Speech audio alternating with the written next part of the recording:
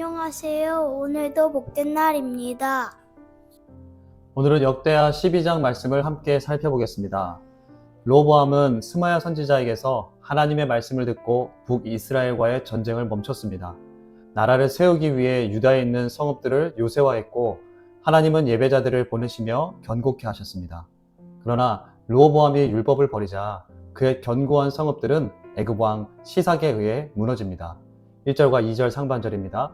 르호보암의 나라가 견고하고 세력이 강해지매 그가 여호와의 율법을 버리니 온 이스라엘이 본받은지라. 그들이 여호와께 범죄하였으므로. 나라가 견고해지고 세력이 강해지면 하나님을 더 붙들어야 하는데 하나님의 율법을 버립니다. 그리고 그의 행동에 남유다의 백성들이 따라합니다. 열왕기상 14장 22절에서 24절 말씀에는 르호보암의 악행에 백성들이 따라하였다는 것이 기록되어 있습니다. 22절에서 24절입니다. 유다가 여호와 보시기에 악을 행하되 그의 조상들이 행한 모든 일보다 뛰어나게 하여 그 범한 죄로 여호와를 노엽게 하였으니 이는 그들도 산 위에와 모든 푸른 나무 아래에 산당과 우상과 아세라상을 세웠습니다. 그 땅에 또 남색하는 자가 있었고 여호와께서 이스라엘 자손 앞에서 쫓아내신 국민의 모든 가증한 일을 우리가 본받아 행하였더라. 르호보암은 나라가 견고해지고 세력이 강해지자 솔로몬의 말기에 섬긴 우상을 따라 섬긴 것입니다. 역대기는 특별히 이와 같은 내용을 기록하진 않았지만 위의 내용이 징계의 원인이 되었다고 말씀하고 있습니다. 2절 하반절에서 4절입니다. 르호보암 왕 제5년에 애굽 왕 시삭이 예루살렘을 치러 올라오니 그에게 병거가 1200대요 마병이 6만 명이며 애굽에서 그와 함께 온 백성 곧 리비아와 숲과 구스 사람이 헤아릴 수 없이 많더라. 시삭이 유다의 견고한 성읍들을 빼앗고 예루살렘에 이르니 그가 걱정하였던 애굽이 예루살렘을 치러 올라왔습니다. 르호보암은 이런 상황을 대비해 성읍을 견고하게 했고 아들들을 각 지방에 파견하여 통치하게 했습니다. 하지만 하나님께서 애굽을 징계 채찍으로 사용하자 유다의 견고한 성읍들은 한순간에 점령당하고 예루살렘으로 도망가는데 급급합니다. 애굽 왕 시삭의 병력은 헤아릴 수 없이 많았습니다. 역대하 11장 17절에 르호보암이 3년간 하나님의 말씀을 따랐다고 했는데 왕이 된 지 5년 차에 외세의 침략을 받은 것입니다. 그러니까 하나님께서 르호보암의 범죄함을 2년간 기다리셨습니다. 다른 편으로 보자면 두고 보신 것입니다. 그리고 하나님의 때가 되어 징계의 채찍을 드셨습니다. 그러나 르호보암은 그의 견고한 성읍이 무너져도 모릅니다. 후퇴하느라 급급합니다. 르호보암은 이전에도 세겜에서 왕이 되려고 할 때 원로들과 함께 자란 젊은 신하들의 말만 들었지 하나님의 말씀을 들으려 나아가지 않았던 모습의 반복입니다. 그때도 다윗의 언약을 기억하신 하나님께서 스마야 선지자를 보내주셨듯이 하나님은 다시 선지자를 보내십니다. 5절입니다. 그때 유다 방백들이 시삭의 일로 예루살렘에 모였는지라 선지자 스마야가 르호보암과 방백들에게 나와 이르되 여호와께서 이같이 말씀하시기를 너희가 나를 버렸으므로 나도 너희를 버려 시삭의 손에 넘겼노라 하셨다 한지라. 르호보암은 1절 말씀에 그의 나라가 견고해지니 더 이상 하나님을 의지할 필요가 없다고 판단을 내렸죠. 그리고 우상을 섬겼습니다. 착각했습니다. 이 영적으로 둔한 마음이 언제까지 지속됐냐면 애굽 군대가 집결해도 모르고 유다의 성읍이 무너져도 모릅니다. 이제 코앞에 예루살렘 성 주변에 이르러도 모릅니다. 영적으로 무뎌지면 이렇게 무섭습니다. 스마야 선지자를 보낼 때까지도 모릅니다. 스스로 하나님 앞에 나아갈 수 있는 힘이 없습니다. 이는 백성들에게까지 전염됐습니다. 하나님은 다시 스마야 선지자를 통해 말씀하자 6절에 이에 이스라엘 방백들과 왕이 스스로 겸비하여 이르되 여호와는 의로우시다 하매. 백성들은 겸비하여의 이 히브리 원어의 의미가 꺾이다, 굴복되다입니다. 스스로 굴복되다, 즉 그런 마음을 꺾고 잘못을 뉘우쳤다는 것입니다. 이스라엘 지도자들과 왕은 잘못을 뉘우칩니다. 그리고 고백합니다. 여호와는 의로우시다. 공의로우신 하나님을 고백한 것입니다. 무슨 말씀입니까?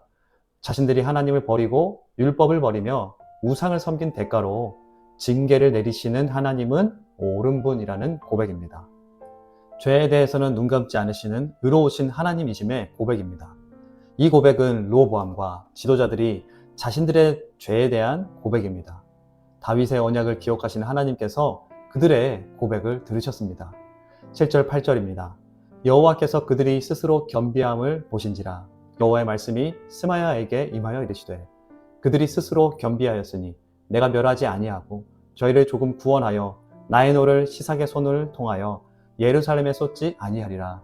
그러나 그들이 시삭의 종이 되어 나를 섬기는 것과 세상 나라들을 섬기는 것이 어떠한지 알게 되리라 하셨더라. 솔로몬의 성전 봉헌식 때 드린 기도를 들으셨습니다. 역대하 7장 14절은 내 이름을 일컫는 내 백성이 그들의 악한 길에서 떠나 스스로 낮추고 기도하여 내 얼굴을 찾으면 내가 하늘에서 듣고 그들의 죄를 사하고 그들의 땅을 고칠지라. 하나님을 회개하고 돌아온 이들에게 노를 쏟지 않으십니다. 하지만 징계는 내리십니다. 다윗도 솔로몬도 하나님께 죄를 범했을 때 징계를 받았습니다. 다윗은 밧세바를 범한 후 아들이 죽임당합니다.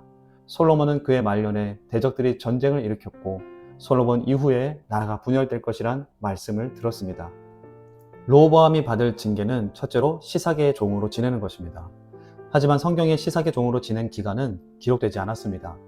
성읍을 점령하고 약탈하고 돌아간 것이 일시적인 종속의 경험으로 볼 수 있습니다.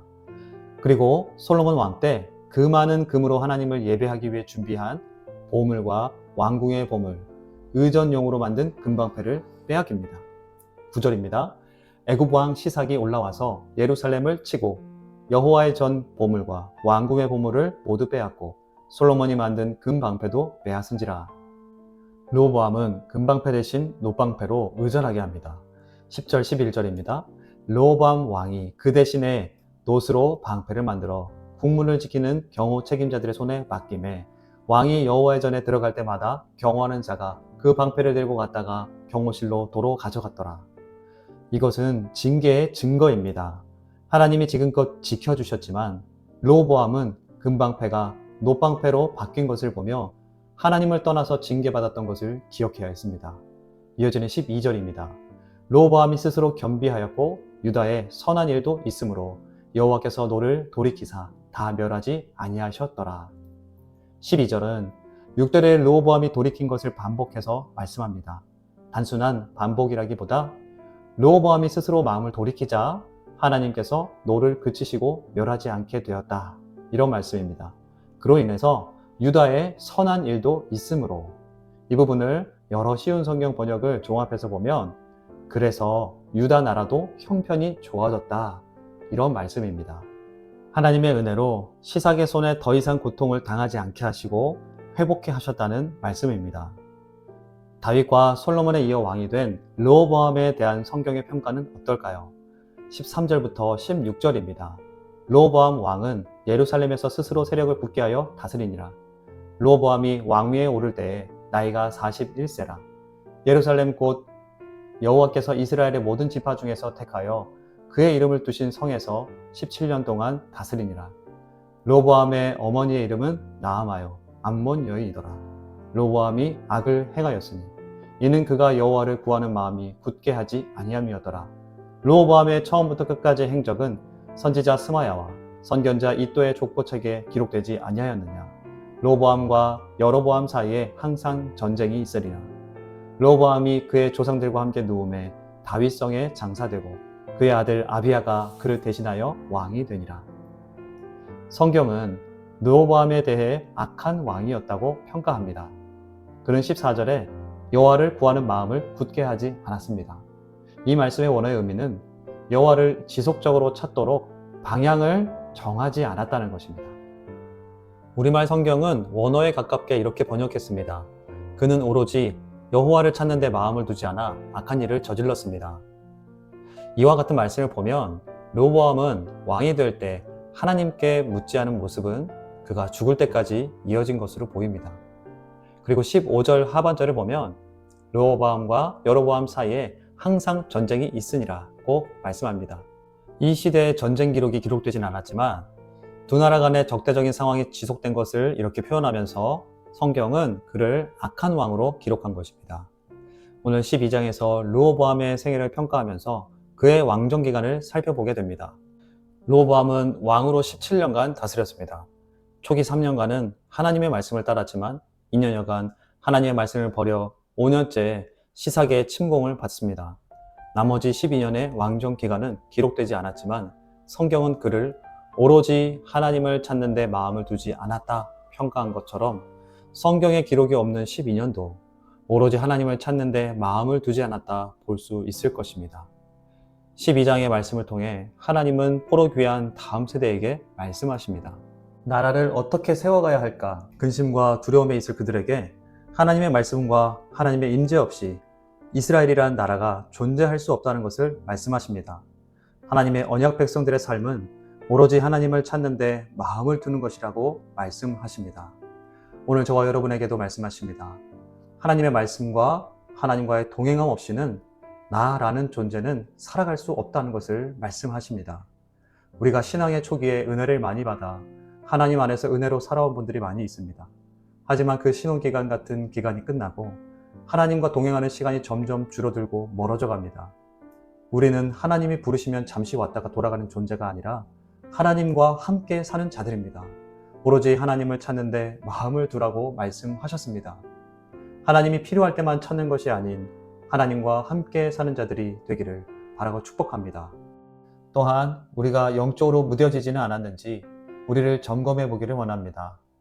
르호보암은 하나님을 찾아야 할 때도 찾지 않았습니다.